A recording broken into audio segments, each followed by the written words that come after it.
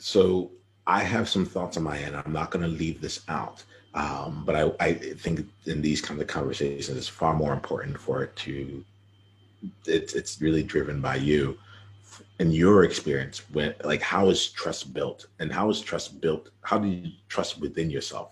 So self-trust built, not within Doing, with others. Doing, doing. Yeah. doing. Tell me more about doing and trust. And my question here would be, this would be power and anything else, or love and anything else. Is actually, to tell you the truth, I'll be really honest with you. When I heard with the doing, I heard power is like, got me, and I know that one. Doing, that's how we build trust. And literally the part of me that's out here, I'm like, love, do you agree with that one? Do you agree that it's by doing?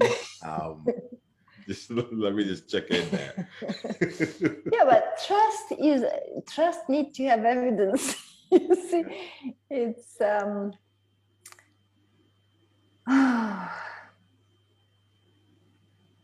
where could I take it from doing? You may not need to. Like, I don't want to create anything that's not there. I like, let's treat this as true. Maybe I can take it the way of creating. Okay. So trust is creating experience that is equally fulfilling to both sides. Let's play with that, right? Because what's been on my mind for a little bit, and you're leading here. You said trust is doing, and then when pushed a little bit on that, you're like, well, like it needs evidence. It needs evidence, and evidence lives in the doing world. Like, how should, like, and then for another place, you're like, it's creating experience, you know, and that's like, and I think that element of creating experience, doing, and getting it needs evidence. They're all living in the same world, right? So for me, not because creating, it is doing and being experience. Yeah, experience for me, it's doing and being. So it includes the feelings. It includes kind of staying in the presence. That's for me the difference. Okay. Okay. Yeah. I get it. Big one, but the result. No, I'm actually really grateful for it, because the word experience means a lot to me. And as you just said this year, you created a new distinction for me. You helped me see, like, why is this word so important? All right, great. So right now what you're saying is, like, it's actually the path of both doing and being, and the path of that, in order to walk down that path, that's through creating experience, right? So let's keep this, let me just come out and say it in this way. Love talked about space, being free, no obligation, being weak and not being ashamed of it, joy and enjoying life as it is, all right? The invitation I have for you is, over the next 2 weeks, in each of your coaching conversations, or each of the places when power would show up, choose for each day of that week one of these themes to focus on, such that you can bring that into the experience of power. So let's go with no obligation. Let's use this in the coaching context, right?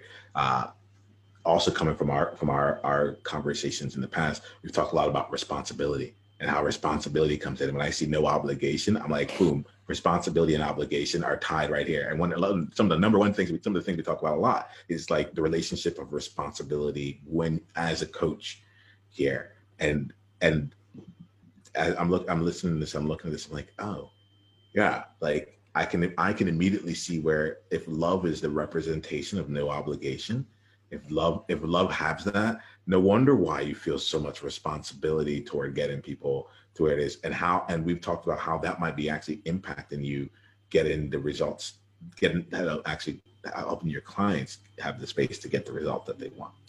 So being able to take that on, like, in my mind, right then and there, like, that's an example of how love being in the power space actually opens up so much more. being weak and not being ashamed of it. That to me is vulnerability, you know? And are you willing to be in your, to take a day where when you're coaching with people, you're getting the experience of like, I'm going to actually be in the vulnerability of this for whatever today is.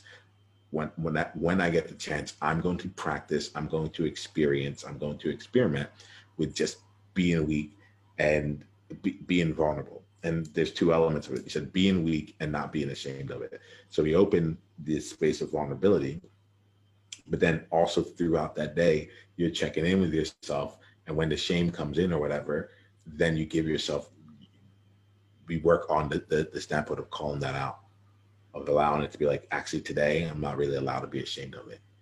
Like, I would want to ask you intellectually, like, what would life be like if you're able to be weak and not be ashamed of it? I don't think you know. I don't think you know the answer to that right now. Yeah. So it's like I can't ask you that because it's not a lived experience for you. So right now it feels like let's create some experiences for you. You know power. You just spend some time hearing from love as to like what is important to love in this space. We were hearing earlier about the things that love wanted to run away from, like doesn't want it to be ruined, doesn't want to like lose that space there. And instead, now we're going to go and start infusing love into the power. And if you already got power and you know power, that's great. Let's go ahead and bring that. Let's go ahead and bring love into that space as well. How does that sound to you? Let me check in with you. Oh, sounds like a challenge I can take on. Yeah. And my invitation to you is to go all in on it. Like for that day, whatever it is. So you said, do you have this written down? Do you know what these words are? No, you can send them to me, didn't you? I'll send them to you. Okay.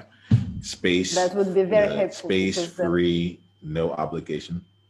Mm-hmm. Say it again. Space free, no obligations. Mm-hmm. I'll send it to you, but I want to just articulate it here. Space free, no obligation, being weak and not being ashamed of it. Joy, and then something separate, enjoy life as it is. All right. Like that to you right now is love. If you go and you spend 5-10 minutes journaling and there's other things that come up, you can choose what you want. But I'm gonna invite you to choose 7 things so you can get at least 2 iterations of it. But to make that your theme of the day. And anytime power shows up, you only have to remember one word here. It's like, okay, how can I what is the space that I can create in this? How can I have both of these two exist? There's no right way to do this. There's no wrong way to do it. I just invite you to do it and to, for the next 2 weeks, go through this exercise, no judgment, no anything, just see and start to experience and start to build that bridge of trust of like, oh, this is possible. This is possible for me. And I don't lose my power. It actually makes me even more powerful. Like there's stuff in here that I think we can intellectually say it would be possible, but until you try it a few times, like it won't actually be available to you. Yeah, I'll take it like a game. That's it. It's the World Joy Movement. Yeah. What was your greatest insight from this conversation? And if you want to come and be a part of a conversation like this live, it's really simple. Just go to beworldjoy.com and come introduce yourself and let's take the conversation to the next level because you're there now. All right, let's play.